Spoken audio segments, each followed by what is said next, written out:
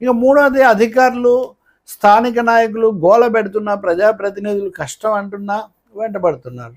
Quantum కంప్యూటింగే తీసుకుందాం అనేది వర్క్షాపులు పెట్టారు, ఏదేదో చేశారు. అసలు ప్రపంచంలో ఎక్కడైనా ఇప్పుడు ఎన్ని క్వాంటమ్ కంప్యూటర్లు ఉన్నాయి? దాని మీద ఎన్ని దేశాలు పెట్టుబడి పెడుతున్నాయి? ఆ పెట్టేది కూడా ప్రజల కోణంలో ఎంత పెడుతున్నాయి? ఎంత దూరంలో ఉంది అది? దాన్ని ఉపాధి కల్పన గొప్ప అవకాశం, ఉపాధి తగ్గిస్తుంది నిజానికి అది. చంద్రబాబు నాయుడు సైబర్ సిటీ పెట్టినప్పటికీ కంప్యూటర్ ఊహ కాదు అది. అది అప్పటికే ప్రపంచంలో చాలా చోట్ల అమల్లో ఉంది. ఆయన చొరవ తీసుకొని ఉండొచ్చు, అది మంచిదే.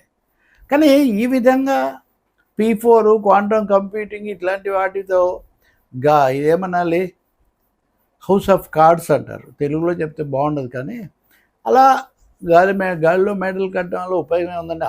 ఆ మీడియా చెప్పేది కూడా అదే, కానీ సూటిగా చెప్పరు.